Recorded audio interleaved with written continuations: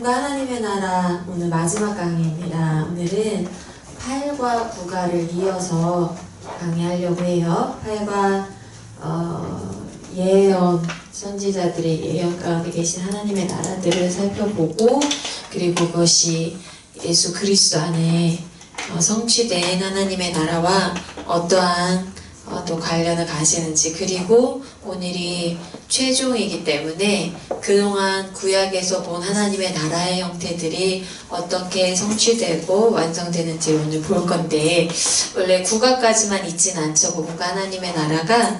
그런데 그 후에 복음과 하나님의 나라 그가 끝나고 나선 이제 여러분들의 몫으로 남겨두도록 하겠습니다. 여러분들이 실전에 적용해 보시고, 또 사실은요, 이 복음과 하나님이라는 책이, 책을 진짜로 이렇게 그 챕터별로 쭉 읽으면 책의 내용이 한꺼번에 확 다가오는 느낌이 처음부터 들지는 않을 거예요.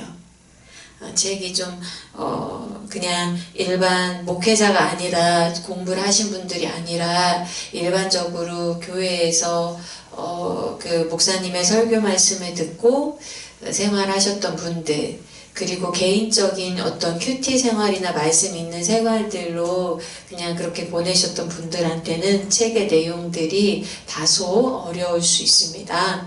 그래서 그런 분들한테는 강의를 책을 읽으면서 강의를 한 번이 아니라 여러 번 들을 것을 권해드려요. 그래서 반복해서 들으면서 그 책의 내용들을 다 뭐라고 해야 될까요? 곰곰이 생각해보고 묵상해보고, 그것이 이제 자기화될 수 있도록, 체화될 수 있도록 노력이 필요하고, 그리고 필요하면 저한테 카톡 보내주면 되겠죠. 네, 이런 내용이 이런 의미가 무엇입니까? 이건 어떻게 적용해야 됩니까? 라고 하면 될 것 같고요. 제가 복음과 하나님의 나라라는 책을 처음 만난 것은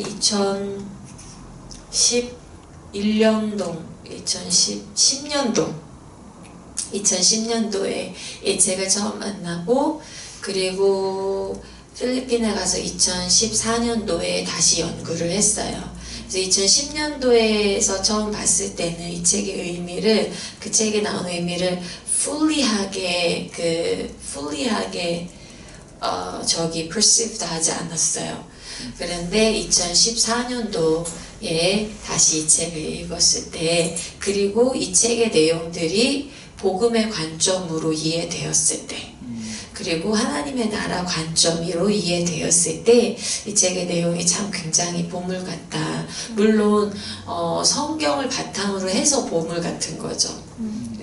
성경에 입각한 생각들이 보물 같은 거죠. 그래서 이 책이 이 책을 쓴 저자가 위대하거나 이 책이 유명하거나 이래서가 아니라, 많은 책들을 우리가 분별해야 되는데, 단지 유명하다고 훌륭한 책이거나 베스트셀러라고 훌륭한 책이 아니라 그 책의 내용이 성경에 입각할 때, 성경의 진리들을 제시해 줄 때 그 책이 훌륭한 책이라고 할 수 있잖아요. 그래서 많은 도움을 받았던 책입니다. 그래서 여러분들이 이 내용들을 강의 한번 들었으니까로 끝나지 말고 틈틈이 한 것씩 시간 날 때마다 틈틈이 다시 묵상해 보시고, 또 여러분의 뭐라고 할까요? 여러분의 강의, 여러분의 제자들을 양육할 때의 그런 내용들로 잘 활용을 해 보셨으면 좋겠어요. 네. 자, 우리가 지난 시간은 사실 2시간에 걸쳐서 이스라엘 안에 계시는 하나님의 나라를 우리가 봤었습니다. 그쵸? 네. 그리고 바로 지난 시간에는 다윗 왕국이 그림자다. 다윗 왕국이 그 당시 사람들한테는 다윗이라는 자가 하나님의 나라를 성취한 것처럼 보이지만 그것도 그림자였다. 사울이 몇십 년간 다윗 왕국 시대를 이끕니까? 40년. 다윗이 40년. 솔로몬 40년. 그냥 다윗 왕국 시대가 불과, 여러분 조선 왕조가 몇 년이요? 조선 왕조 500년 그러잖아요. 조선만 500인데 이 이스라엘의 다윗 왕국을 있었던 게 불과 120년밖에 안 돼요. 그러니까 물론 그들이 이집트를 나와서 400년간 사사시대를 거치지만 그 시대는 왕이 있었던 시기가 아니라, 왕이 통치하는 시기가 아니라 그 지파별로 생활을 하면서 그 지파별로 어려운 일이 있을 때 사사들이 나와서 도와주는 시기였지 않습니까? 그냥 왕의 다스리는 왕의 통치의 시기로 보면, 즉 말하자면 누군가가 한 명이 어떤 이 나라의 목적, 하나님께서 설립한 나라라는 목적을 선포하는 기간은 120년. 그리고서는 분열왕국 시대를 겪게 된단 말이에요. 나라가 반으로 갈라진단 말이죠. 그래서 우리가 다윗이 아무리 훌륭한 왕이었어도 다윗의 나라는 하나님의 나라의 완성은 아니다라는 것을 봤었던 거고, 다윗 자신의 삶도 그러했죠. 다윗이 훌륭한 부분이 있지만 그가 또 어떻습니까? 흉악한 범죄를 저지른 부분도 있고, 그가 완벽한 왕이라고는 할 수가 없죠. 즉 말하자면 하나님께서 아담에게 약속한 여자의 후손이 와서 사단의 머리를 밟을 자로서의 그 구원자는 아니었다라는 거예요. 그 아들 솔로몬의 삶은 어떻습니까? 더 기가 막히죠. 네. 아내를 1000명 두면 안 되는 거예요. 이상한 적용으로 가면 안 되지만, 여기 이제 결혼하신 분이 한 분, 두 분인데, 그러니까 저기 지금 아내가 있으신 분은 한 분 있으시네요. 아내에게 만족하시고 기뻐하시고, 아내가 이렇게 신앙생활을 열심히 하고 같이 선교사 하신다는 것에 행복해 하셔야 돼요. 아멘. 네. 네, anyway.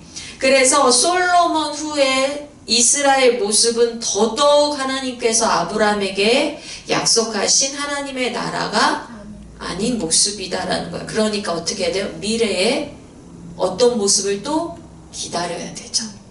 그렇죠? 미래에 어떤 때가 와야 된다는 걸 얘기해 주는 거예요. 그래서 이제 분열왕국 시대에 선지자들이 나와서 선지자들이 그것을 예언하는 역할을 하는데, 분열왕국 시대 선지자들은 그래서 그것을 글로 남겼어요. 아니 뭐냐면 분열왕국 이전 시대도 선지자들이 있었어요. 여러분 나단 선지자도 알고, 그쵸? 다윗한테 뭐라 했던 그런 선지자도 알고 아는데, 그런 선지자들이 있었으나 그들은 뭐를 남기지 않았어요?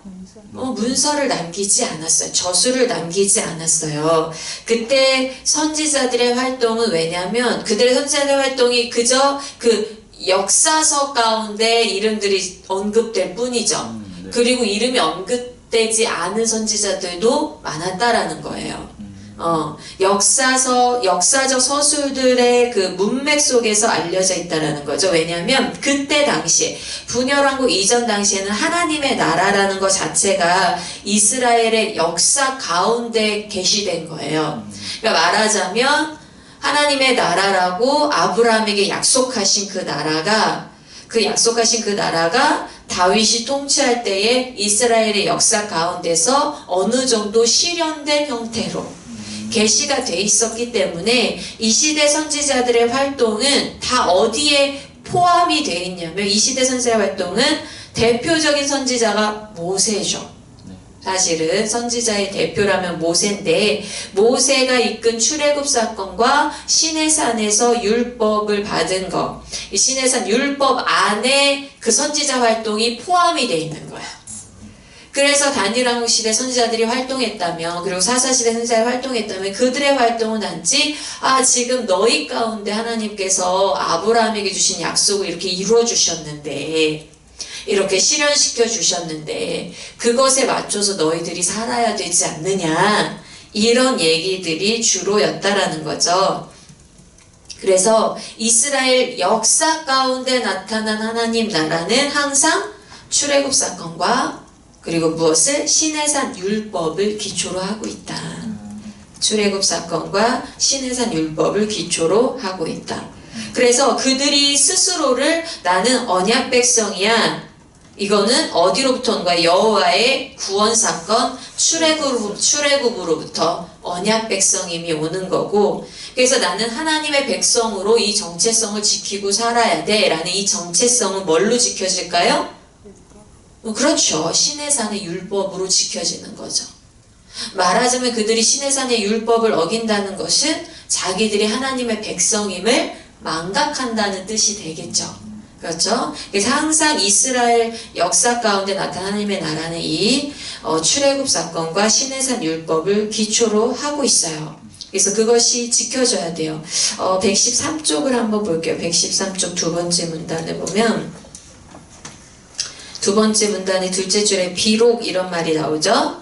비록 이스라엘의 구원이 그 백성을 애굽에서 건져내신 하나님의 은혜로운 사역을 그 근거로 삼고 있지만 구원의 궁극적인 열매를 향유하는 것과 이스라엘의 순종 간에는 밀접한 연관이 있는 것입니다. 자, 이들을 출애굽시킨 것은 오로지 전적인 하나님의 은혜임을 믿으십니까? 아멘. 은혜라고 했어요. 그런데 그들이 그 은혜로 받은 그 하나님 백성임을 누리기 위한 방법이 율법이었다는 거죠. 아멘.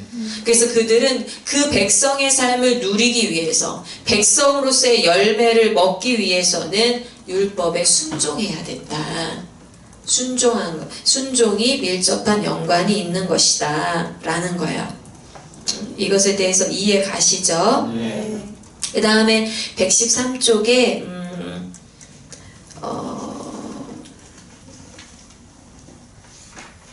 각주를 한번 봅시다. 각주.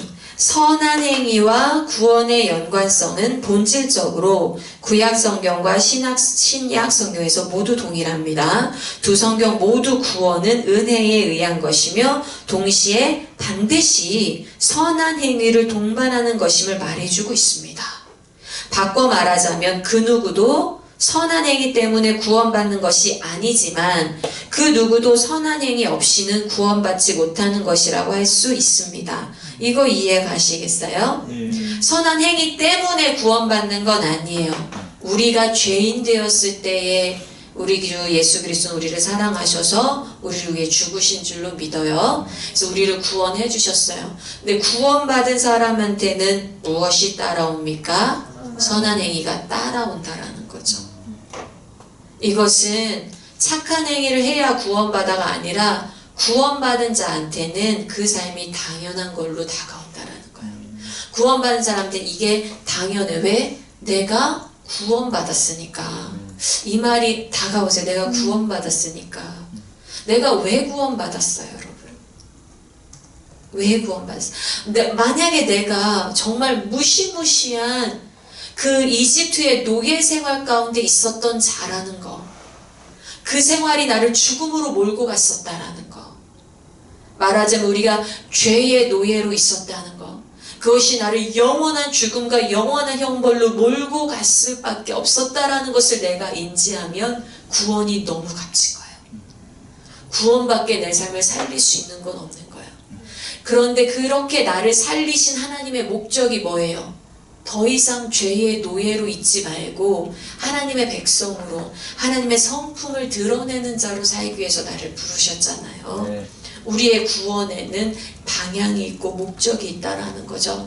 근데 그것을 깨닫지 못한 자는, 그러니까 말하자면 내가 얼마나 죄의 노예 가운데 내가 죽을 만한 죄인이었나를 깨닫지 못한 자는 이 구원을 뭘로 받아들이냐면 천국 가는 도구, 내 삶에 복을 주는 도구, 기도 응답이 이루어지는 도구.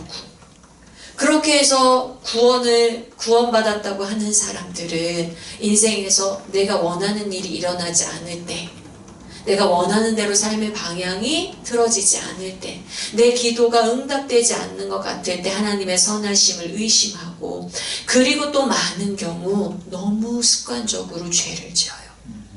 자기 삶의 죄를 버리지 않아요. 이 시대가 너무너무 하나님의 그 구원의 기쁨과 감격에 대한, 그러니까 자기의 죄성에 대한 이 심각성과 구원의 기쁨에 대한 이 놀라운 영광을 이해하지 못하는 이 시대가 얼마나 뻔뻔스럽게 하나님 앞에서 죄악을 저지르고 있는지 모르겠어요.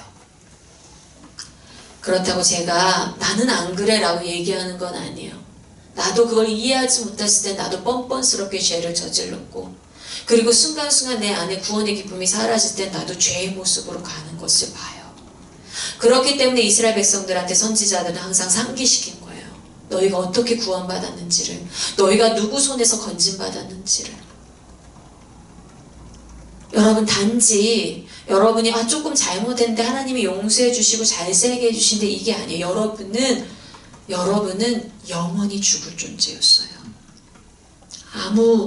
아무 도움을 받지 못하고 영원히 어둠 가운데 영원히 형벌을 받을 존재였어요.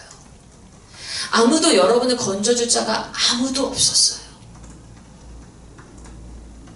거기에서 여러분이 건진받았다면, 이것을 안다면 하나님이 나를 구원해 주시고 나를 하나님의 백성으로 삼아 주신다. 이 은혜는 어떤 거냐면 내가 오늘 뭔가 잘해서 하나님 인정해 주 이게 아니에요. 이 수준이 아니에요.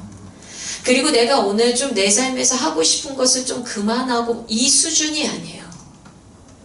어떻게 하면 내가 하루라도 더 빨리 하나님 뜻에 맞춰서 살 수 있을까? 하나님 백성으로의 회복된 모습으로 살 수 있을까? 어떻게 하면 더 빨리?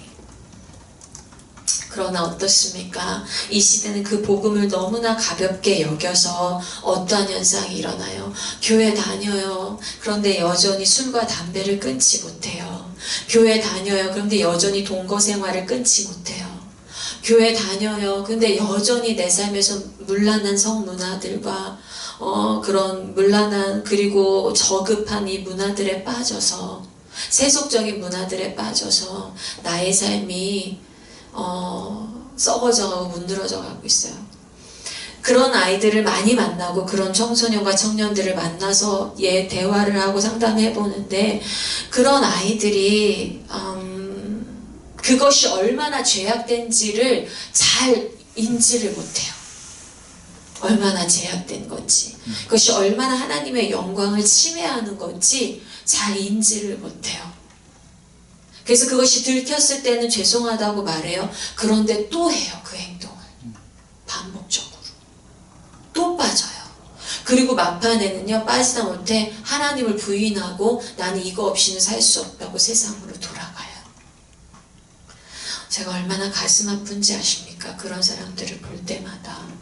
우리가 가르쳤던 이런 학생들, 또 말씀을 가르쳤던 자들이 말씀을 잠깐 받고 잠시 기뻐가지고 마치 돌밭에 떨어진 그런 씨처럼 잠시 기뻐서 와 하다가 결국은 내가 이 생활을 끊지 못하겠다고 그 술을 마시고, 그 다음에 뭐 도박을 하고, 그리고 그 다음에 어떤 이제 그 문란한 성생활로 가고 할 때 얼마나 그런 모습을 보면 어떻게 복음이 저렇게 내팽개쳐질까? 저들한테는 얼마나 죄가 심각한가에 대한 죄의 심각성과, 그리고 그들을 구원하신 예수 그리스도의 그 희생이 얼마나 큰 것에 대한 인지가 없었구나. 잠깐의 어떤 나한테 누군가가 위로해주고, 나한테 누군가가 평안을 줄 수 있고, 나를 누군가가 사랑해준다는 누군가의 복음이 그냥 그들한테는 누군가가 나를 사랑해준대, 만져준대라는 달콤한 목소리에 불과했던가. 어려움이 생기면 금방 이렇게 뒤로 미끄러져 버리는 이 세대를 볼 때 안타까움이 그지없어요. 우리는 성경에서 그 똑같은 역사를 이미 성경에서 보는 거예요. 이스라엘 백성을 통해서. 그렇죠? 우리는 그들의 역사를 볼 때 우리 자신을 돌아봐야 돼요. 이집트에서 구원받고도 나온 지 3일도 안 돼서 불평하는 이스라엘 백성들을 바라볼 때에 우리는 우리의 모습을 살펴봐야 되는 거예요. 우리에게 구원의 감격이 잃어버리면 우리는 그때부터 우리의 신앙생활이 끝인 거예요. 자, anyway, 말이 너무 길었습니다. 그래서 이 시대 선지자들은 이스라엘 나라 안에 나타난 하나님 나라를 유지하는 데 그들의 노력을 기울였다라는 거죠. 그러니까 뭐 다윗 시대 왕도 말하자면 누구예요? 사무엘도 사울을 자기가 세웠을 때 사무엘도 사사 시대 마지막 사사로서 그리고 왕국 시대의 첫 선지자로서 사무엘이 사사시대 마지막 사사로서 이스라엘의 회복운동을 일으키지 않습니까? 부흥운동을 다시 일으키지 않습니까? 부흥운동을 다시 일으키면서 그들이 왕을 달랄 때 그러니까 사울 왕을 세웠어요. 사울 왕을 세우고서 그가 찾아가서 사울 왕을 책망하지요. 사울 왕이 잘못할 때. 그가 사울을 굉장히 많이 사랑했어요. 그러면서도 그가 하나님께 잘못 행했을 때 사울 왕을 책망하는데, 그때 사울 왕을 책망할 때에 사무엘이 한 일도 무엇을 유지하려는 거겠어요? 하나님 나라, 지금 아브라함에게 약속하시고 모세를 통해서 출애굽시켜서 가나안 땅을 주게 하신 이 땅 가운데 성취한 하나님 나라를 유지하기 위해서 사울을 막 얘기했던 거죠. 그걸 유지하기 위해서 하나님 뜻대로 누구에게 기름 부어요? 다윗에게 기름 붓죠. 그리고 다윗에게 나단 선지자나 선지자 찾아가죠. 그들이 찾아가서 다윗에게 막 조언을 하고 했던 것도 지금 이들의 역할, 이 나라를 잘 다스려야 되는 왕의 역할을 제대로 하라고, 하나님 나라를 유지하라고 그들의 노력을 기울였던 거예요. 그런데 이제부터 분열왕국 시대부터는 새로운 양상이 나타나는 거죠. 물론 분열왕국 시대에도 여전히 이스라엘 백성한테는 이 출애굽 사건하고 시내산 사건이 기초예요. 아주 중요한 기초예요. 그들이 율법을 범한다는 것 자체는 뭐냐면 그들을 구원하신 하나님과의 언약을 깨는 행위와 같은 거였어요. 우상을 섬기고 그 다음에 하나님의 말씀대로 공의를 행하지 않는 것이 하나님과의 언약을 깨는 행위였는데, 그래서 선지자들은 그 율법을 범한 것에 대해서 심판 메시지를 전하죠. 그쵸? 그런데 그래도 분열왕국 시대 초기 중기 정도에 그래도 그때 당시에는 회개하고 돌아오면 하나님 용서해 주신다. 회개하고 돌아오라. 그럼 심판을 면할 수 있다. 이런 가르침들이 나왔어요. 회개하고 돌아오라.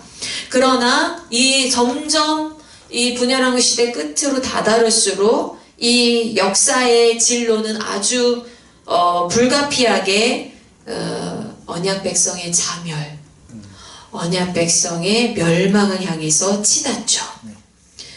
그런 상황을 교정하기 위해서는 예전처럼 그냥 사울 왕 그렇게 하면 안 돼, 다윗 그렇게 하면 안 돼 라는 수준이 아닌 거예요.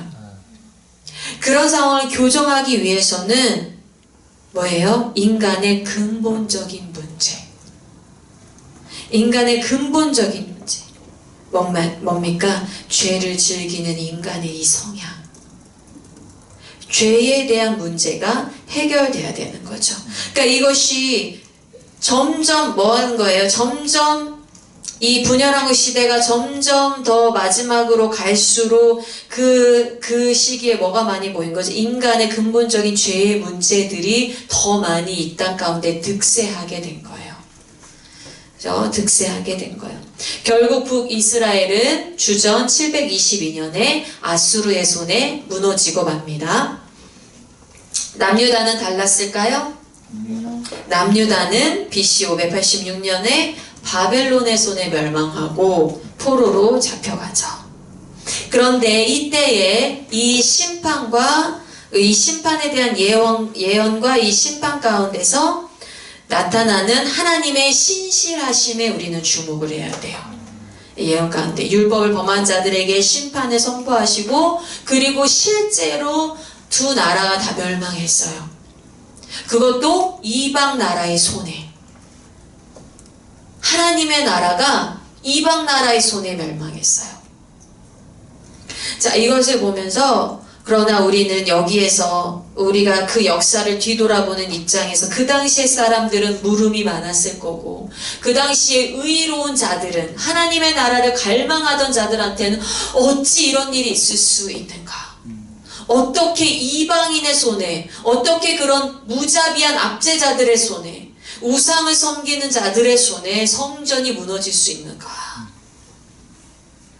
이런 한탄을 하는 그 시대에, 그러나 우리는 뒤를 돌아보는 입장으로서 하나님의 신실하심에 주목해야 되는데요. 하나님은 그 가운데 선지자들을 통해서 회복을 약속하셨다라는 거예요. 근데 이 회복이 굉장히 놀라운 것은 이 회복은 두 가지 면을 다 가지고 있었어요. 이 두 가지 면이 뭐냐면요. 하나는 그 언약 백성 이스라엘을 회복시킬 거다라고 얘기했어요. 그들의 기업으로 회복시킬 거다. 이 땅에 돌아오게 할 거다. 그런데 또 한편으로는 전 우주를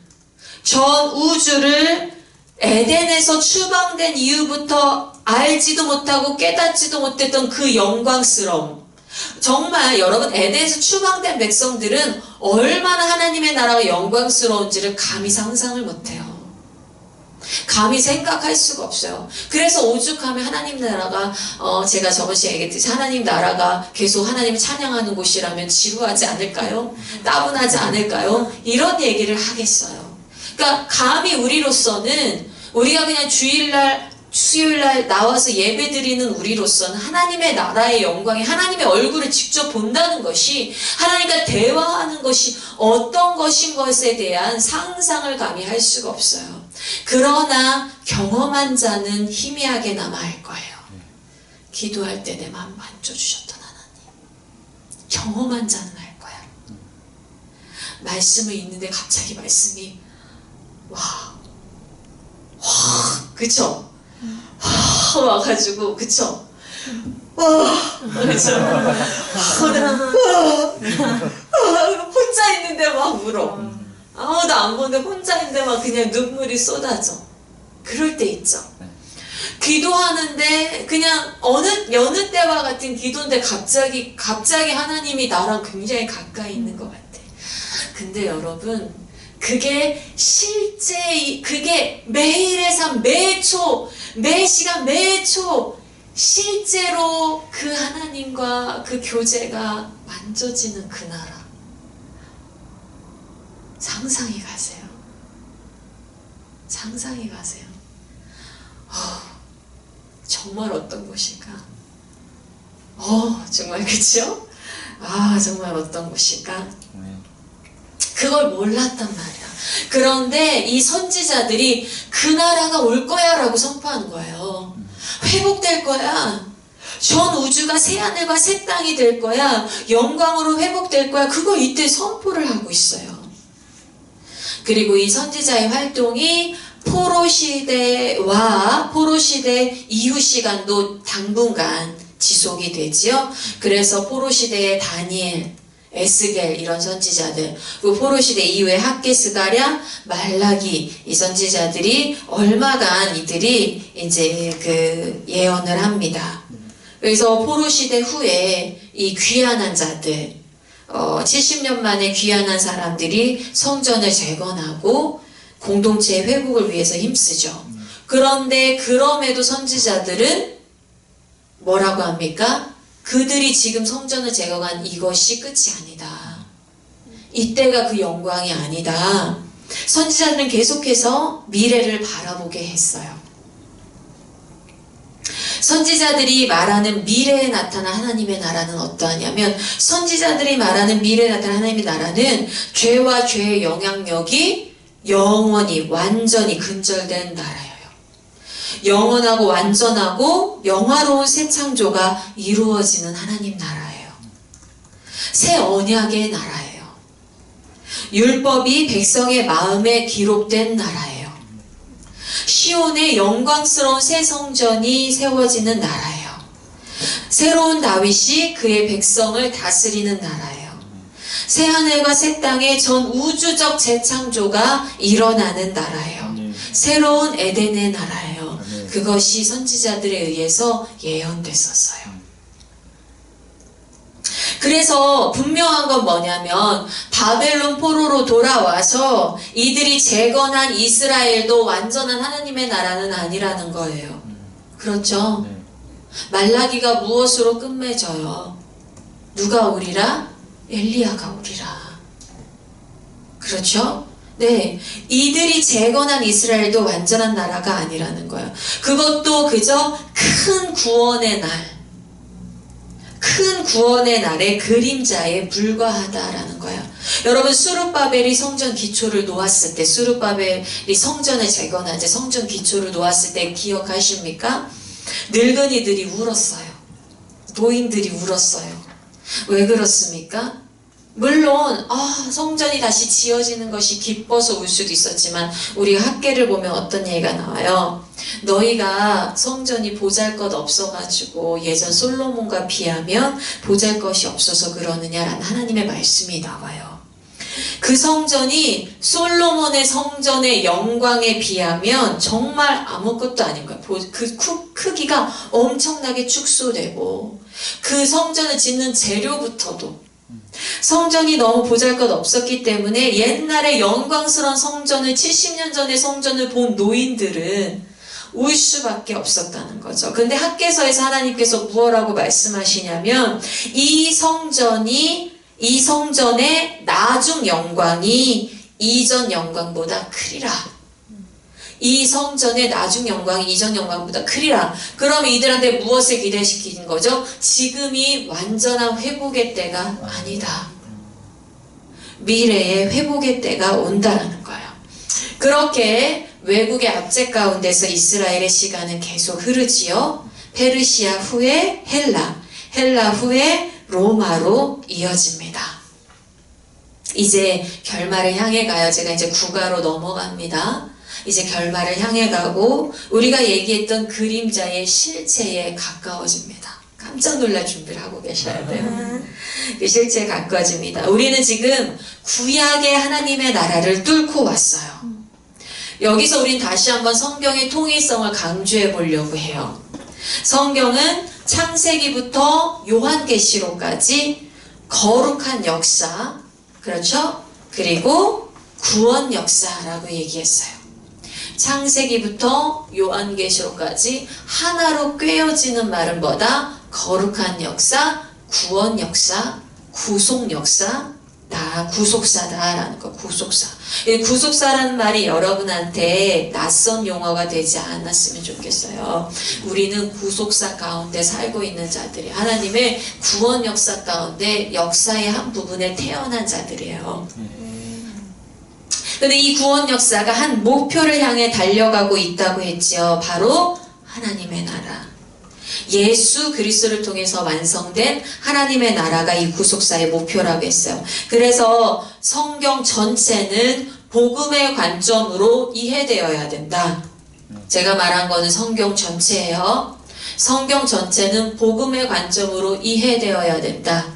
이 방송을 보시는 분이나 또 여러분에게 구약성 예수라든지 이런 책들 여러분 꼭 읽어볼 것을 권해드립니다. 구약은 복음으로 해석되어야 돼요. 복음으로 이해되어야 돼요. 복음의 관점에서 우리는 창세기부터 말라기까지를 복음의 관점으로 이해해야 돼요. 예수 그리스도가 성경 해석의 열쇠다라는 거예요. 그래서 예수님 자신이 성경을 어떻게 해석하셨는지에 따라서 우리도 성경을 해석해야 된다. 예수님 자신이 성경 어떻게, 그래서 여러분 구약성 예수를 보시면 예수님 자신이 성경에 대해서 증언한 바들이 나올 거예요. 그렇죠? 요한복음이든 누가복음이든 이런 구절들이 나올 거니까 그런 구절들을 믿음으로 받고 구약들을 복음으로 해석하셔야 돼요. 130쪽 두 번째 문단을 한번 가봅시다. 한참 넘어가서 지금 구가로 가니까요. 130쪽 두 번째 문단입니다. 두 번째 문단에서 끝에 보면 복음이란 나와요. 보입니까? 복음이란 본질적으로 하나님께서 우리를 위하여 그리스도 안에서 행하신 일을 선포한 것이지, 하나님께서 믿는 자 안에서 지금 행하시고 있는 것을 의미하지 않습니다. 말하자면 복음이 기도응답이 아니라는 거예요. 기도응답이 복음이 아니고, 또 거듭남조차도 복음은 아니에요. 복음의 결과가 거듭남인 거죠. 복음은 그리스도께서 행하신 일을 선포하는 거예요.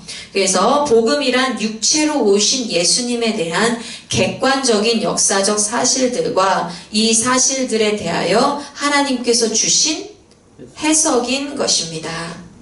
라고 했어요. 그분의 성육신, 그럼 저를 보세요. 그분의 성육신, 즉 완전한 신이시자 완전한 인간 되심. 그분은 하나님의 아들로서 완전한 신이시죠. 성육신이 뜻하는 바가 뭡니까? 완전한 신이 무엇으로 오셨다는 거예요? 인간으로 오셨다는 건데, 인간의 육체의 껍데기만 입었다라는 의미가 아니에요. 그분이 인성도 입으셨다라는 거예요. 완전한 신으로서 신성을 가지고 계신 분이 인성도 입으셨다라는 거예요. 그래서 완전 신이자 완전 인간 되심, 그리고 그분의 죽음, 즉 우리의 죄의 대가를 완전히 지불하심. 그리고 뭐가 하나 더 남아있습니까? 부활, 즉 우리에게 생명 주심. 이 성육신과 죽음과 부활이 바로 우리가 구원받는 근거다. 우리가 구원받는 근거다. 복음만이 우리의 구원의 근거다. 이 복음에 맞춰서 성경 전체가 해석돼야 된다. 131쪽을 가볼까요? 131쪽에 5째 줄을 한번 볼게요.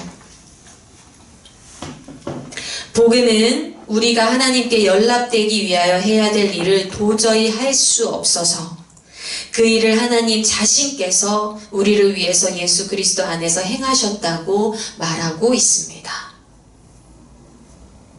그렇죠?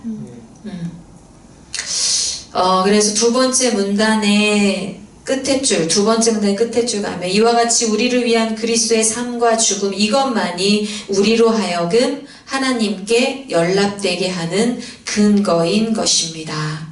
라고 얘기했어요. 우리는요, 여러분, 구원을 위해서 아무것도 행할 수가 없어요. 행한 것도 없고요, 행할 능력도 없습니다. 우리가 우리의 구원을 위해서 아무것도 행할 능력이 없습니다. 그러면 어떻게 이 복음이 우리에게 효력을 발생합니까? 우리는 아무것도 하지 않았는데, 이 복음이라는 거, 그저 예수가 하나님의 아들이 이 땅에 와서 성육신했다는 거, 그리고 죽었다는 거, 십자가에서, 그리고 부활했다는 거, 이 세 가지, 우리가 아무 개입을 하지 않은 2000년 전의 객관적인 사실, 이 세 가지. 복음은 지금 우리가 받는 기도 응답이 아니라고 했어요.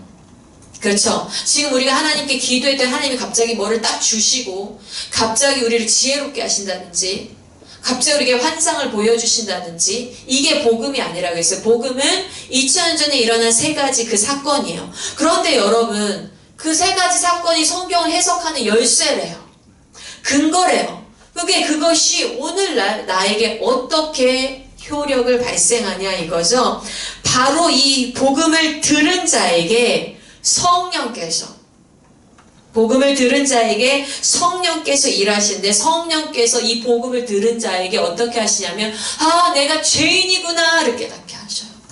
내가 죽을 수밖에 없구나. 내가 하나님과의 언약을 깬 자구나. 하나님께서 나를 창조하신 그 하나님을 배반한 자구나. 하나님의 형상을 훼손한 자구나. 나는 죄인이구나. 난 하나님이 절대적으로 필요하구나. 하나님 없이는 살 수 없구나. 내가 이렇게 살다가는 큰일 나겠다. 나 정말 어떻게 하지? 큰일 나겠다. 나는 진노 가운데 심판 가운데 놓였구나. 이걸 깨닫게 하셔요, 성령님이. 이걸 깨닫게 하시고요. 그리고 우리 안에 잘못했습니다, 회개하게 하셔요. 잘못했습니다, 회개하시게 하시고 2000년 전에 예수께서 죽으신 것이 나를 위해 죽었다는 것을 믿어지게 하셔요. 그가 죽으심이 나 때문에 죽은 거라는 게 믿어지게 하세요, 성령께서. 나는 아무것도 안 했는데 이미 2000년 전에 나 때문에 죽었다라는 거야, 예수가. 그게 성령이 우리 안에 하시는 일이에요. 믿어지게 하셔요. 지지난 시간에 이런 얘기에서 하나님의 나라는 믿음이 핵심 요소다 그랬어요. 약속과 믿음이 핵심 요소라고 했던 거 기억하시지요? 성령께서 부어주신 이 회개, 성령께서 부어주신 이 믿음으로 말미암아서 우리 안에 어떤 역사가 일어나는 거예요? 믿음이 왜 하나님 나라의 핵심 요소예요? 이 믿음으로 말미암아서 우리가 예수 그리스도와 연합을 해요. 오늘은 이 연합의 주제예요. 연합을 여러분 잘 아셔. 예수 그리스도와 연합이에요. 무슨 얘기냐면 예수 그리스도께서 성육신 하시죠. 예수 그리스도께서 성육신 하셔서 의로운 삶을 사시죠. 그리고 예수 그리스도께서 십자가에 죽으시고 그리고 예수께서 부활하시죠. 그게 예수 그리스도께서 죽으심이 예수 그리스도와 연합을 하면 이 믿음으로 내가 예수를 믿어하는 그 믿음으로 예수와 내가 연합을 하고 하나가 되므로 하나님께서 예수가 죽은 것을 내가 죽은 것으로 쳐준다라는 거예요. 내가 형벌받은 것으로 쳐준다라는 거예요. 예수 안에서. 그리고 예수가 부활하심이 나의 부활이 된다라는 거야. 연합한다는 거야. 그게 뭘로 이루어진다고요? 믿음으로 예수 죽으심이 내 죽으심이 되고 예수 부활하심이 나의 부활하심이 되어 예수 안에서 하나님께서 나를 하나님의 소유로 삼으셔. 하나님 거다 그래요. 하나님의 백성이다 그래요. 하나님 자녀다 이거예요. 자, 요 얘기는 이따가 더 자세하게 해보도록 할게요. 어쨌든 복음이야말로 하나님 나라가 올 것을 기대하는 구약 성경의 소망을 성취하는 거예요. 복음이야말로 하나님 나라가 올 것을 기대하는 구약 성경의 소망을 성취하는 것이다. 자, 왜 그런 것인지 더 깊게 가보도록 합시다. 우리가 지금까지 밟아온 구약에서 나타난 하나님의 나라의 개념이 어떠했는가를 다시 한번 밟아볼게요. 에덴에서 수립이 됐어요. 아브라함에게 약속이 되었고 모세에게 드러났고 다윗에게 실현되었고 선지자에게 예견되었던 하나님의 나라. 그 하나님의 나라가 예수 그리스도 안에서 어떻게 성취되었는가. 에덴에서는 수립된 하나님의 나라를 보여줬어요. 하나님의 나라의 백성은 아담과 하와였습니다. 그 땅은 에덴이었고 그리고 창조자 하나님의 주권은 나라를 구성하는 세 가지 요소, 백성과 땅과 주권, 국민, 땅, 주권, 영토 주권. 창조자 하나님의 주권은 선악을 알게 하는 나무를 통해서 언약을 맺음으로 나타났죠. 인간과 하나님과 인간은 무슨 관계? 언약을 맺은 관계로 나타났어요. 그래서 거기가 하나님의 나라가 수립이 됐어요. 근데 아브라함의 약속을 통해서 이스라엘 가운데 나타난 하나님의 나라는 어떠합니까? 하나님의 백성이 아브라함의 후손들이 하나님의 백성이 되죠. 그러니까 그것도 뭐를 통해서? 아브라함과 하나님과 맺은 언약을 통해서 그 아브라함의 후손들이 하나님의 백성이 돼요. 그리고 그들의 하나님의 땅, 하나님의 나라의 땅은 가나안 땅이 되죠. 그리고 그 가나안 땅의 주권은 뭐로 선포됩니까? 시내산에서 하나님이 그의 백성들, 아브라함의 후손들과 맺으신 언약. 언약으로 뭐가 돼요? 그 하나님의 주권이 나타나니까 이 언약은 뭐예요? 내가 너의 왕이고 너희는 나의 사람 백성들이야 라는 관계를 맺은 거예요. 그러니까 이들이 하나님을 왕으로 생각하는 이 나라의 주권이 하나님께 있음을 선포하는 게 바로 언약인 거죠. 그래서 그 언약을 통해서 이스라엘 가운데 하나님의 나라가 나타나요. 이 선지자들 가운데 예견된 하나님의 나라는 어떠합니까? 그 백성이 누구예요? 이제는 그 백성이 신실하게 남은 자들. 이제는 이스라엘 백성이 아니에요. 이스라엘 백성 중에 신실하게 남은 자들. 땅은요, 영화롭게 회복될 땅. 그렇죠? 영화롭게 변화된 땅, 가나안 땅, 혹은 시온산.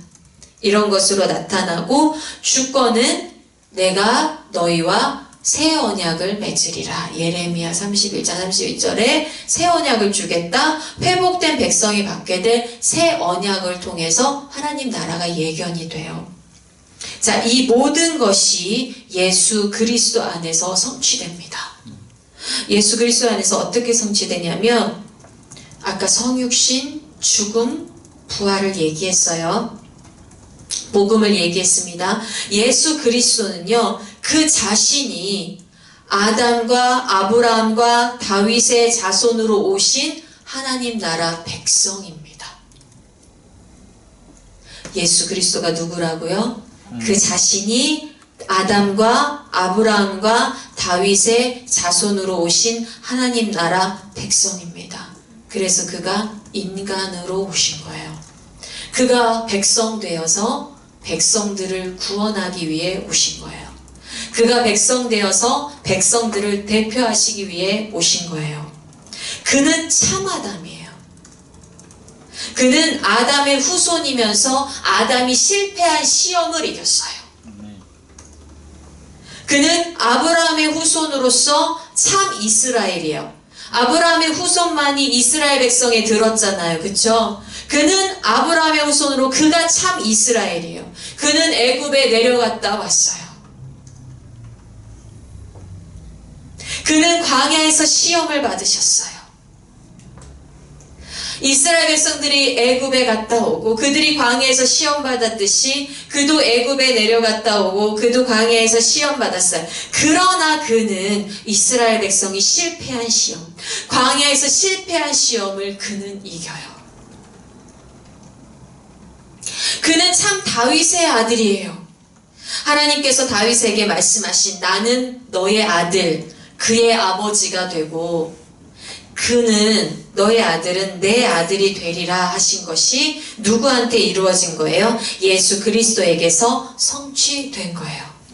예수 그리스도가 참 아담, 예수 그리스도가 참 하나님 나라의 백성이에요. 예수 그리스도 그분이 하나님 나라의 땅입니다. 에덴과 가나안 땅은 모두 다 이 지구의 일부분이었어요. 그쵸?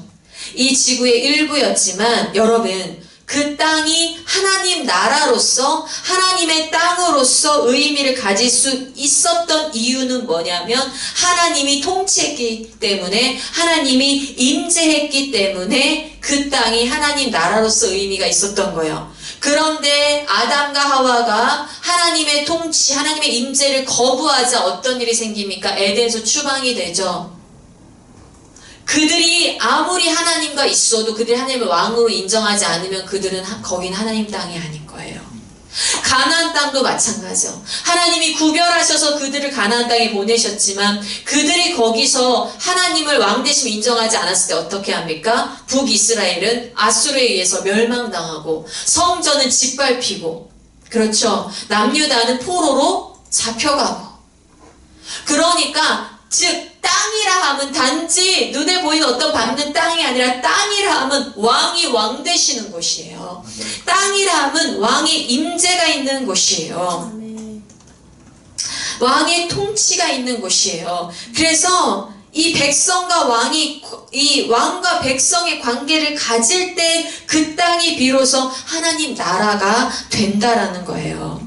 그래서 선지자들이 왜 구속받은 자들이 시온으로 돌아온다라는 얘기를 했습니까? 구속된 자들이 시온으로 돌아온다라는 얘기를 아시죠? 왜냐하면 시온이 뜻하는 바가 뭡니까? 시온은 하나님의 말씀이 선포되는 하나님의 통치가 회복되는 곳의 상징인 거예요. 시온 하면 다윗성이 있는 곳이죠. 다윗성이 있는 시온. 왜? 그들이 그것을 무엇의 상징을 쓴 거야? 다윗 때에 그곳에 언약궤가 있었잖아요. 다윗 때에 그곳에 말씀이 있었잖아요. 다윗 때에 그곳에 하나님의 임재가 있었잖아요. 그러니까 말하자면 하나님의 땅은 어떤 땅이다? 하나님의 임재, 하나님의 말씀이 있는 곳이다. 그것이 회복된 곳이다. 그래서 이스라엘 백성 가운데 또한 이것뿐만 아니라 이 임재와 통치뿐만 아니라 이스라엘 백성 가운데서 하나님의 통치와 임재의 상징이 있었어요. 그 상징이 뭡니까? 성전이죠. 성전. 성전은 하나님과 백성의 관계가 유지되기 위해서 설정된 장소예요. 그러니까 우리가 죄인이 하나님 앞에 바로 갈 수가 없잖아요. 성전이라는 구별된 곳에 하나님을 만나는 곳이 설정됐어요. 그 성전이 있음으로 말미암아서 하나님이 우리를 다스린다라는 임재한다라는 상징으로 우리의 관계가 왕과 백성의 관계가 유지된다라는 그런 상징으로 있었단 말이에요. 그러니까 성전이 무너지면 얼마나 큰일입니까? 그렇죠. 근데 예수 그리스도가 요한복음에 말하길 말씀이 육신이 되어 말씀 언약궤 안에 그 법궤가 있는 성전, 하나님의 임재가 있는 성전. 근데 그 말씀이 뭐가 됐다는 거예요? 육신이 되어 우리 가운데 거하시다 이거예요. 참 성전이에요. 예수가 참 성전이죠. 그러니까 예수가 하나님 나라 땅인 거예요. 또한 예수 그리스도가 하나님 나라 주권인 거죠. 예수 그리스도 하나님 나라 다스림인 거예요.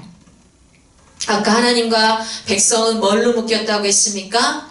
언약으로 묶였다고 했어요. 창조 언약으로 처음에 묶였었어요. 그런데 인간은 그 하나님과의 언약 관계를 깨고 죄와 죽음의 저주 가운데 빠지게 됩니다.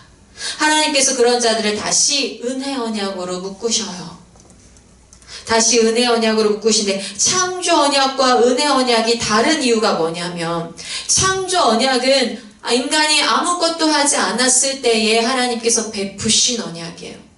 근데 은혜 언약은 인간이 죄를 짓고 나서 베푸신 언약이에요.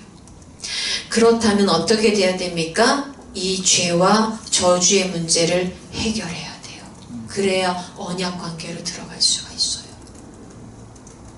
죄와 저주의 문제를 해결해야 언약 관계, 값을 치루어야 한다는 거예요. 생명의 값을 치루어야 된다는 거예요. 죽음의 값을, 이들은 죽기로 작정되어 있기 때문에 죽음의 값을 치러야만 살 수 있다는 거예요.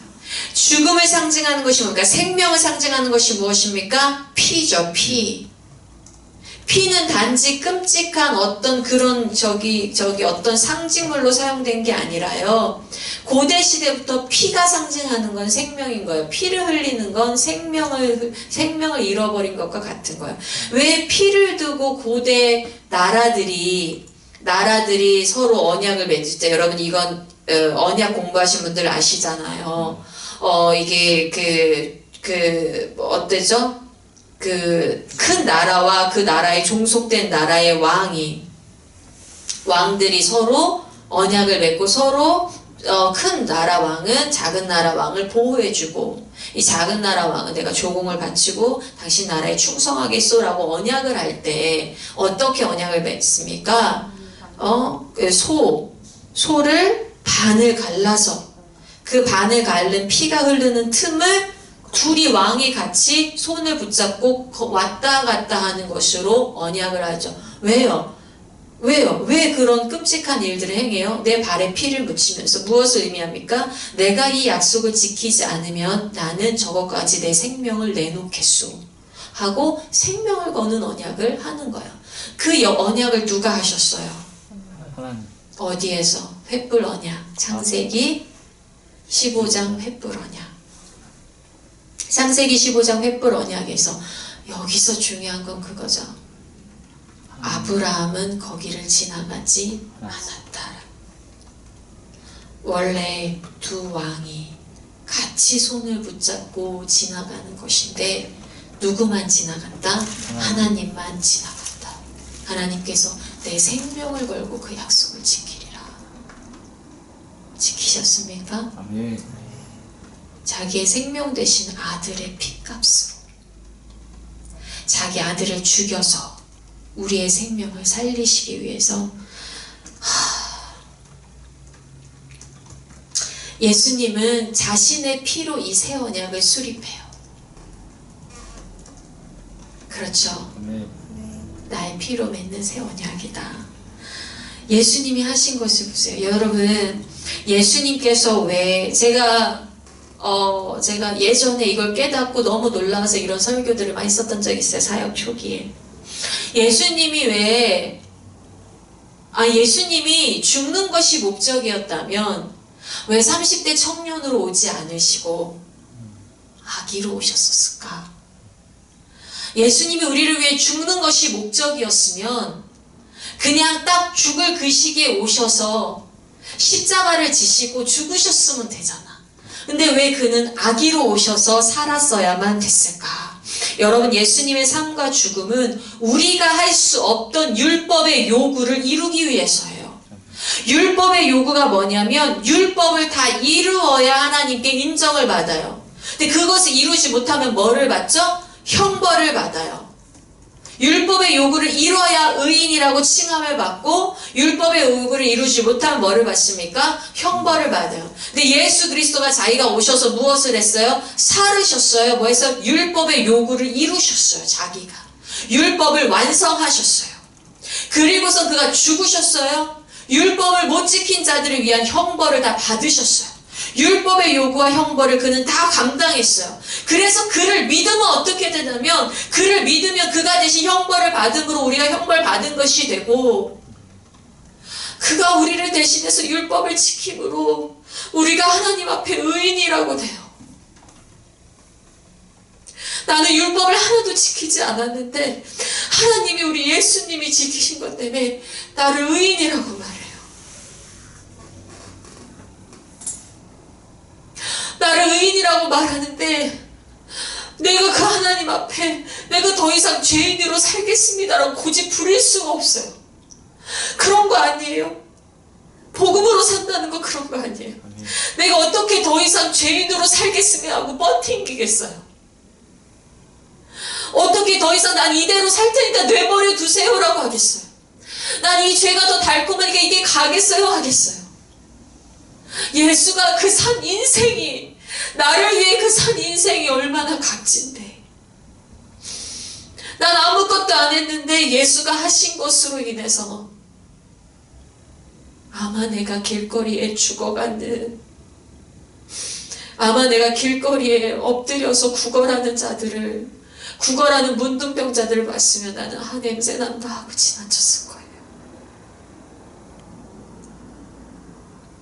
우리 예수님 나 만져주시고 우리 예수님을 위로하시고 우리 예수님 고쳐주시고 우리 예수님 안아주시고 나는 만약에 참녀가 내 옆에 왔다면 비난하고 피하고 이랬을 거예요. 우리 예수님은 참녀를 만져주시고 고쳐주시고 따라 불러주시고 위로해주시고 만약에 나는 어떤 사람들이 병 걸리기를 살면 무슨 잘못을 저질렀기에 저렇게 인생이 저주받은 인생이야 그랬을 거예요. 우리 예수님은 안 그러셨어요. 우리 예수님은 안 그러셨어요. 나는 그랬을 텐데 우리 예수님은 안 그랬어요. 근데 내가 예수 안에 있으면 하나님이 나를 그 예수와 동일하게 의인으로 여겨주신데 내가 그걸 어떻게 다 감당할 수가 있습니까? 어떻게 다 감당할 수가 있습니까? 난 오늘 내가 뭐가 잘난다고 이렇게 고개를 뻣뻣이 들고 살 수가 있습니까? 난 어떻게 내가 오늘 뭐라도 내가 정말 선한 행위를 했다고 자랑해 볼 수가 있습니까? 그 예수를 생각하면 그가 이루시고 그가 성취하신 것을 생각하면 죄송하고 또 죄송하고 내가 오늘도 나의 고집과 나의 교만과 나의 자만심을 올렸던 것에 대해 부끄럽고 나는 왜 아직도 이것밖에 되지 않을까? 나는 왜 아직도 나는 왜 이것밖에 살지 못할까? 예수님 죄송합니다. 왜 회개가 나올 수밖에 없을까요? 여러분 왜 이렇게 뻔뻔할까요? 우리는 왜 이렇게 뻔뻔해요?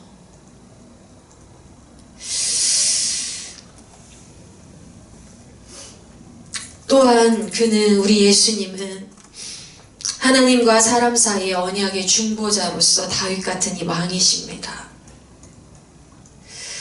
하나님의 말씀으로 백성들을 다스린 다윗과 같이 그는 부활하셔서 하나님 보좌 우편에 앉으셔서 영원히 다스리는 왕이십니다. 아멘. 더욱이 예수 그리스도는 하나님의 말씀입니다. 그래서 그는 하나님의 통치입니다. 예수 안에 다 이루어진 거예요. 예수 안에 하나님의 나라가 성취된 거예요. 예수 하나님의 나라가 이루어진 거야. 하나님의 백성이 이루어지고 하나님의 땅이 이루어지고 하나님의 다스림, 하나님의 주권이 이루어지고. 그래서 그는 왕이면서 그는 백성이면서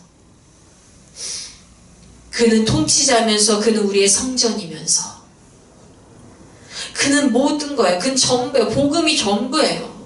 복음이 전부예요, 여러분. 복음 플러스 알파가 아니에요, 절대로.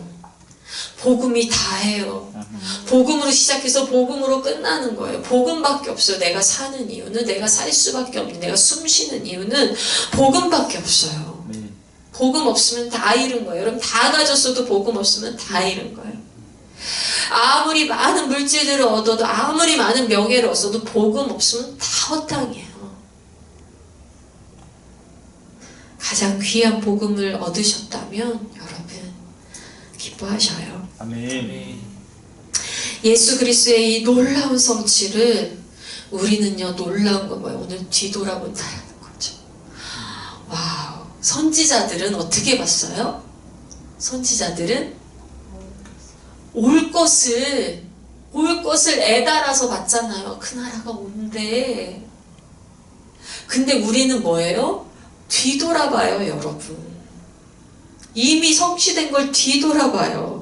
어떻게 감격에 빠지지 않을 수가 있어요? 제가 아까 그리스도와의 연합교리를 말씀을 드렸었죠. 성령께서 복음 들은 자에게 이제 역사를 하실 때 회개와 믿음의 마음을 주셔서 거듭나게 하시죠. 거듭난 자가 그리스도와 연합하게 된다고 했어요. 그리스도와 연합하는데, 이 연합한다는 건 우리가 그리스도 안에 있다는 거예요. In Christ. 그리스도 안에 있게 되는 거예요. 그래서 참 하나님의 백성이신 예수 안에 있게 되면 우리가 뭐가 되는 거죠? 하나님 백성이 되는 거예요. 예수, 새 아담을 통해서 우리는 뭐가 돼요? 새 인류가 되는 것이죠. 말씀 생각나죠? 누구든지 그리스도 안에 있으면 새로운 피조물이라. 그리스도 안에가 중요한 거예요. 굉장히 중요한 말씀이에요. 그리스도 안에. 그리스도 안에. 그리스도 안에. 그리스도 안에 있으면 새로운 피조물이라. 또 참 하나님 나라의 땅 예수 그리스도 안에서 우리는 하나님의 임재를 누리는 거예요. 하나님 예수 그리스도 안에 있으면 하나님의 임재가 있는 거예요. 그런 자에게 기도 응답도 이루어지고, 그런 자에게 평안도 이루어지고, 그런 자에게 죄 죽임도 이루어지죠. 참 하나님의 다스림인 예수 그리스도 안에서 우리는 하나님과 언약 관계, 새 언약의 관계로 묶이는 거예요. 그리고 그의 다스림을 받고요, 그의 말씀이 우리의 법이 되죠. 더 이상 우리는요, 어떤 지켜야 되니까, 어떤 세상의 법을 지켜야 되니까가 아니라 세상의 윤리를 뛰어넘는 윤리를 가져요. 원수를 사랑하라. 와, 세상의 원리를 뛰어넘는 원리를 가져요. 왜요? 이 원리가 뭡니까? 원수를 사랑하는 말이 뭐라고요? 제가 얘기했던 것 같은데, 원수를 사랑하라는 말이 뭐라고요? 내가 하나님과 원수 되었던 자인데 하나님께서 나를 사랑해 주셨으니, 그래서 원수 사랑하는 거예요. 내가 하나님께 원수 되었던 자인데 하나님 나 같은 자를 살려주셨어. 그러니 내가 원수를 사랑해야지가 되는 거예요. 이거는 세상의 윤리를 뛰어넘는 거예요. 그렇지 않습니까? 원수를 사랑하라 자체도 뛰어넘는 거지만, 어때요? 내가 착한 행위를 할 때 왜 하세요? 착한 행위를 하면 첫 번째는 그 사람이 나한테 잘해줬으니까 내가 잘해주는 거고, 두 번째는 내가 착한 사람으로 살고 싶으니까, 내가 착한 사람이란 소리를 듣고 싶으니까, 내가 인정받고 싶으니까. 그래서 여러분, 착한 행동 할 수 있는데 속으로 미우면서 할 수 있지 않습니까? 속으로 엄청나게 미우면서도, 속으로 안 입고 오면서도, 속으로 별로 떨떠름하고 싫으면서도 여러분 음료수 하나 건네면서 너 오늘 예쁘다 할 수 있지 않습니까? 그렇죠? 하나님께서 뭐라 하겠습니까? 너희가 형제를 미워하는 것이, 예수 그리스도께서 형제를 미워하는 것이 살인하는 것이다. 이거는 구약 성경에 있는 얘기가 아님을 아시기를 바랍니다. 예수 그리스도께서 예수 믿는 제자들에게 우리 기독교의 윤리로 말씀하신 거예요. 그러면 우리는 뭐까지 살펴봐야 되는 거죠? 우리의 마음까지. 그런데 우리의 마음이 어떤 거예요? 지금 하나님의 다스림을 받는 거예요. 하나님의 다스림을 받으니까 미운 마음이 안 되고 긍휼을 품는 마음이 생겨나는 거죠. 우리는 예수 그리스도 안에서 성취된 하나님 나라의 백성입니다. 아멘. 그러나 우리는 이 감격이 채 사라지기도 전에 좌절을 경험합니다. 여러 차례. 분명 예수 그리스도를 믿고 하나님의 백성이 되었는데 왜 나의 삶은 여전히 모순들이 혼재하는가? 성경에 계시된 영광스러운 하나님의 나라의 모습과 나의 삶의 감격은 왜 이렇게 큰가? 왜 세상은 나의 믿음과 거슬러 흘러가고 심지어 그 세상의 강물은 내가 이길 수 없을 정도로 강한가? 왜 이렇게 감당하기 힘들까? 여러분 아까 말씀드렸어요. 구약의 선지자들은 그들이 예언한 하나님의 나라가 구원자가 오면 회복될 거야. 구원자가 오면 그 영광스럽게 그 나라가 회복될 거야. 새하늘과 새 땅이 일어날 거야 라고 예언을 했단 말이에요. 그럼 구약의 예언가들의 시점 뭡니까? 구약의 예언가들은 구원자가 오는 시점이랑 새하늘과 새 땅이 일어나는 시점을 같은 시점으로 바라본 거죠. 그러면 그들의 예언이 잘못됐습니까? 그들의 예언이 잘못됐나요?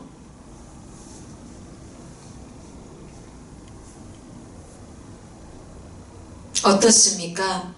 예수 그리스도가 오시고도 2000년이 지났어요. 근데 지금 현재의 모습, 현재 세상의 모습은 영광과는 거리가 멀잖아요. 내 모습조차도 영광스럽지 못하잖아요. 하나님의 약속은 어떻게 됐을까요? 복음 외에 그러니까 더 무언가가 필요할까요?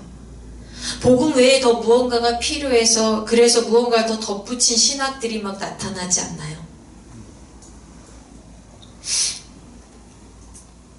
자 봅시다.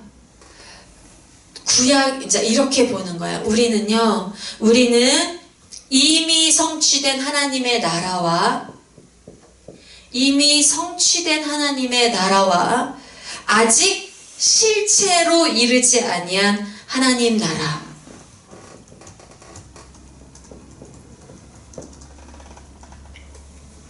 우리는 이미 성취된 하나님의 나라와 아직 실체로 나타나지 하나님 나라 사이의 이 긴장 관계 가운데 살고 있는 거예요.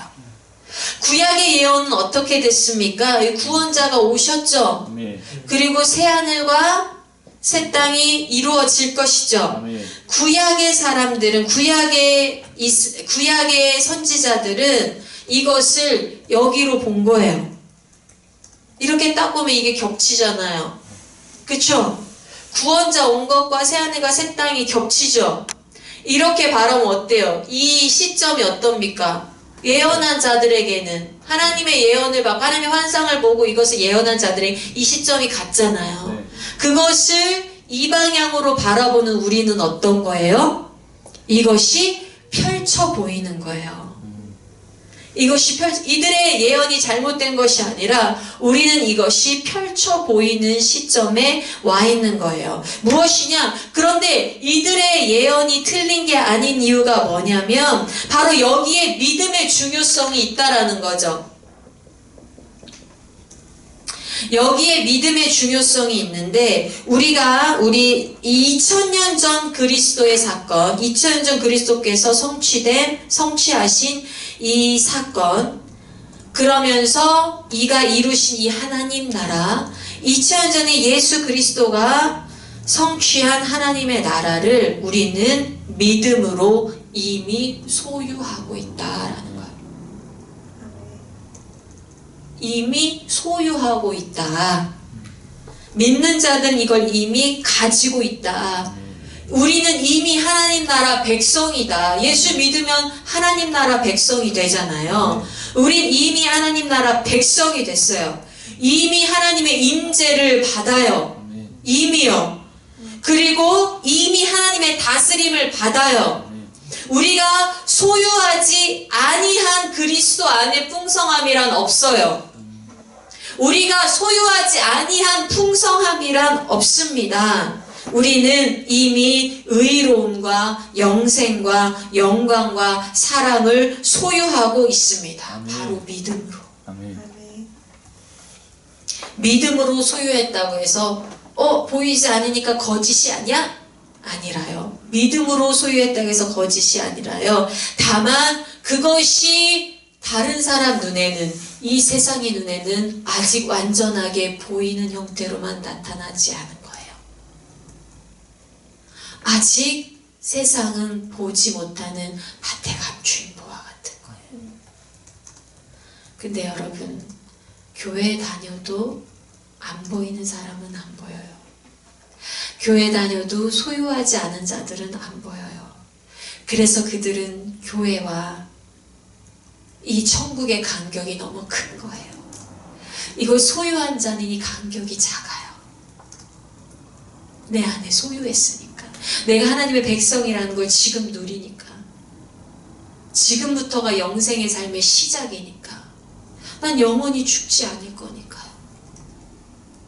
죽음이라는 건 단지 내가 새 몸을 입기 위한 통과 관문에 불과하니까요. 나는 하나님의 백성이니까요. 난 의롭게 됐으니까요. 다만 지금 이 현재 상태에서 내가 죄와 죽기까지 싸워야 되는 나한테의 어떤 업무가, 과업이 있고, 죄 죽임을 해야 한 과업이 있을 뿐이지, 그렇다고 해서 나의 의로움이 사라지지 않는다고요. 왜냐하면 내 의로움은 예수인데요. 아멘. 예수가 나의 가죽옷인데요. 아멘. 하나님 나라는 단지 죽으면 가는 곳이 아닙니다. 아멘. 하나님 나라는요, 예수 그리스도 안에서 하나님과의 회복된 관계를 통해 내 안에 소유한 나라가 하나님 나라고, 후에는 그 실체를 가지게 되는 거예요. 이미 소유한 나라의 실체를 가지게 되는 거예요. 근데 이런 시대를 주신 하나님께 감사합니다. 왜냐하면 이미와 아직 사이가 있기에 나는 하나님께 구원받을 수 있었다. 이 이미와 아직 사이가 없었다면 우리 구원자가 임하는 날은 심판의 날이었을 것이며, 우리 구원자가 임하는 날은 내 이름이 천국의 생명책에 없는 날이었을 거예요. 근데 그가 이미와 아직 사이를 두신 이유는 이 땅 가운데 하나님의 백성을 불러 모으기 위한 그의 영광스러운 계획이라는 거지요. 아멘. 제가 이 하나님의 나라에 대해서 already not yet, 하나님의 나라에 대해서 깨닫지 못했을 때는 저는 고민거리가 뭐였냐면 저의 죄에 대한 고민, 저의 죄에 대한 고민과 회개에 대한 고민과, 내가 회개해도 죄책감이 안 사라지는 것 같고, 난 의로운 자가 아닌 것 같고, 난 하나님께 받아들여지기 힘들 것 같고, 그리고 또 내가 얼만큼 현재 복을 소유할 수 있는가. 난 교회 다니는데 방언해야 될 텐데 나는 왜 환상을 못 보지? 나는 왜 이런 것이 없지? 또 하나님께서 내 기도를 얼마나 응답하실까? 이런 고민들이 내 고민의 주로 하는 고민들이었어요. 그러나 이 하나님 나라를 깨닫게 되었을 때는 내가 오직 예수 그리스도의 공로로 구원받았음과, 그로 인해서 예수 그리스도 안에서 하나님의 나라를 소유하게 되었다. 그것으로 인해서 오로지 나의 소망은 믿음으로 사는 삶. 아멘. 내가 오늘 하루도 어떻게 더 믿음으로 이 삶을 지탱하며 살 수 있을까? 그리고 나의 소망은 하나님의 나라가 이곳에 임하는 것. 내가 있는 이곳이 하나님 나라가 임하는 곳이 되는 것. 더 이상 나의 죄의 문제가 큰 문제가 아니라 더 이상 내가 받아들여질까 말까의 문제가 큰 문제가 아니라 하나님께서 나 같은 자를 받아들여 주셨는데 내가 어떻게 하면 더 믿음의 삶을 살 수 있을까? 그리고 내가 밟는 땅에 하나님의 영광이 더 드러날 수 있을까? 내 관심사는 내 땅이 하나님 나라가 되는 것 같았어요. 그리고 하나님의 백성이 세상 곳곳에서 하나님 나라의 법을 따라 사는 것이 저의 갈망이 됐어요. 선교사를 키우는 것이 갈망이 되는 거예요. IM 선교의 사명이 선교사 양성이다. 왜요? 하나님 나라가 깨달아지니까 하나님 나라가 깨달아지니까 내가 교회 하나를 부흥시키는 것이 갈망이 아닌 거예요. 하나님 나라가 깨달아지니까 내가 뭐 맡은 영역이 넓어지는 것이 그것이 나의 뭐 어떤 갈망이나 자랑이나 소망이 아닌 거예요. 하나님 나라가 깨달아지니까 뭐가 갈망이냐면 하나님 곳곳에서 하나님의 백성들이 하나님의 법을 따라 살게 하여 주시옵소서. 그리고 열방을 위해 기도할 수 있는 이유는 뭐냐면 내가 얼굴도 모르는 나라의 사람들을 위해 기도할 수 있는 이유는 열방의 교회들이 바로 나와 함께 예수 그리스도 안에서 하나님의 백성이 된 자들이기 때문이고 그리고 열방에 에덴에서 아직도 추방된 채로 살고 있는 자들이 많기 때문이에요. 우리가 왜 매 예배 때 열방을 위해서 기도해야 됩니까, 여러분? 한국교회가 열방을 위한 기도를 잃어버렸습니다. 한국교회가 열방을 위해 하나님 나라를 보지 못하기 때문에 한국교회가 그냥 기도하는 것이 뭐예요? 그냥 기도하는 것이 오늘 일주일에 죄를 회개하고 내가 잘못했다고 회개하고 다시 나를 받아달라고 하나님 내 기도 응답을 해달라 이런 거 기도합시다가 전부예요. 교회 성도들 중에 얼마나 많은 사람들이 열방을 두고 기도할까요?